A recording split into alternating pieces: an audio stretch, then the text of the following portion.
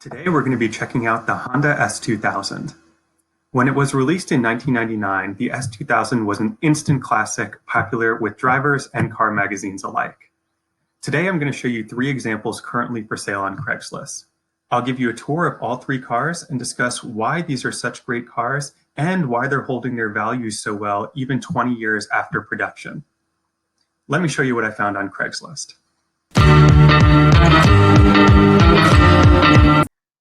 Now, before we start talking about the 3 cars I found on Craigslist, let me give you an overview of the S2000.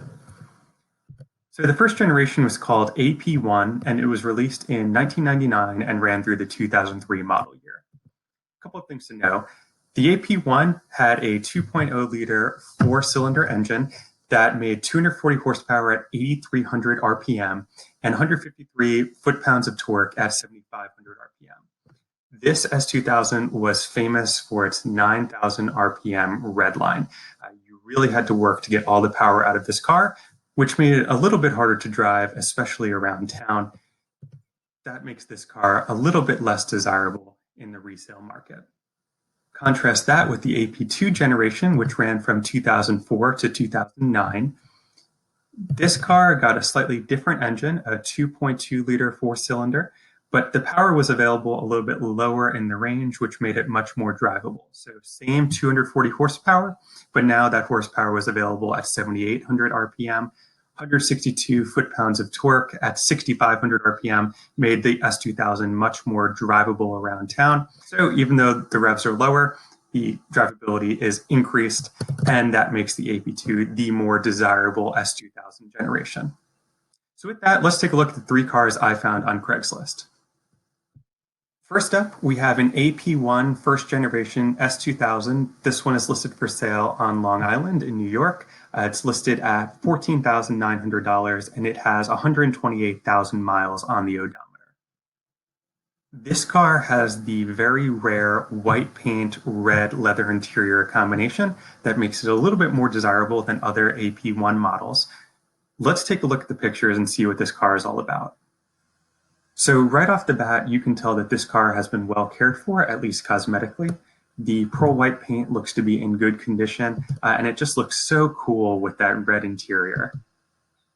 In the listing, the seller describes the top as being in excellent condition. There are no rips or tears, which is great because a new top on one of these can cost upwards of $2,500 or so.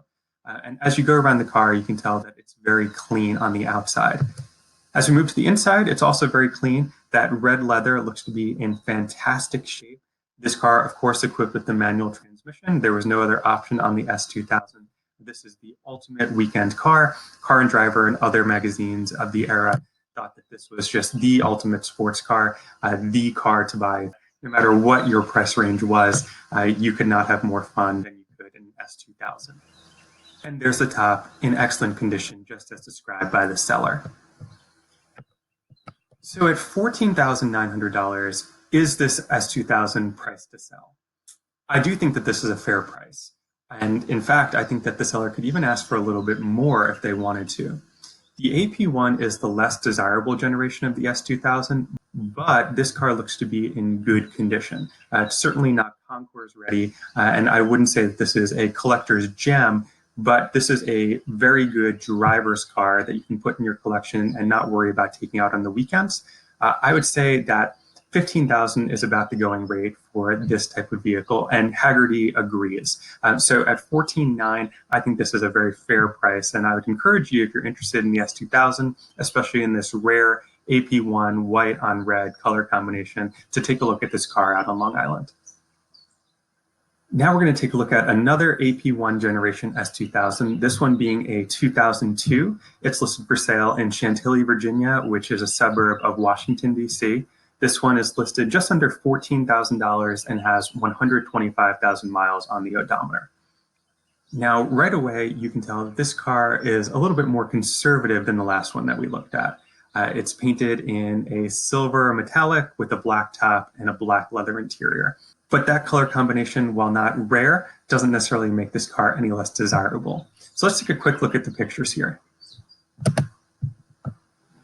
This car appears to be in good cosmetic condition, though right off the bat you can see a little bit of curb rash on the rims here, but this one seems to have been well cared for. One thing to note in the pictures, this is a driver's seat protector, so even though it looks like the leather is worn, it's actually not. Going through the car, just a couple of more things to point out. There is an aftermarket head unit on the vehicle. There is some curb rash on the rim, but otherwise the paint and exterior look to be in good shape, as does the top, which the seller notes in the listing as being in excellent condition. But with that said, I think that $14,000 could be a little bit high for this particular vehicle. The AP1, again, is not the most desirable generation of S2000.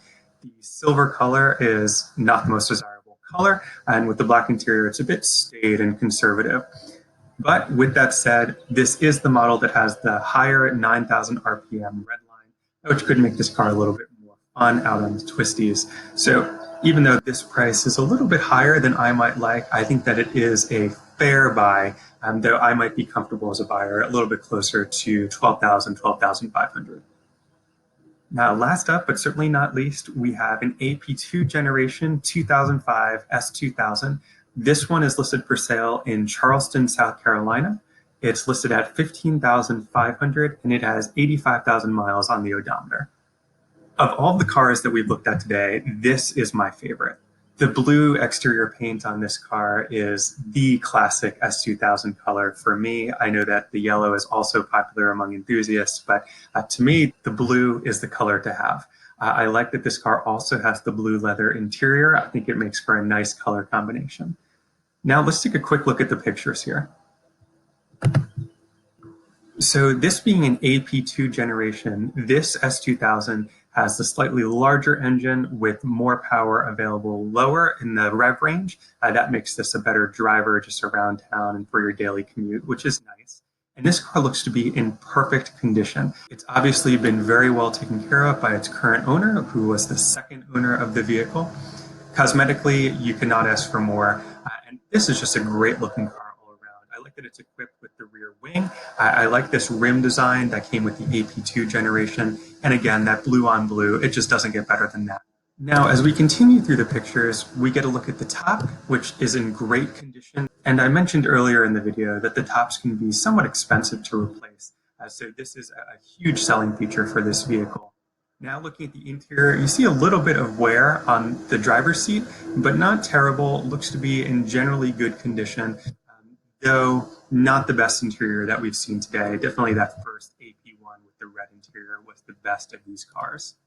The blue just looks great though, and I prefer it to the red, even though the red is a little bit more racy.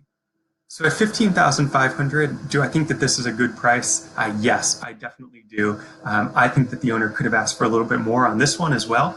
The AP2 is the more desirable generation because the car is a little bit more livable on a daily basis. This one is in particularly good condition, just excellent cosmetic shape on the exterior, a little bit of wear on the interior, but nothing too dramatic. The top is in good shape, and this is only the second owner of the car. It looks to have been very well cared for. So this would be my choice among the cars that we looked at today, but 3 good buys available on the market right now.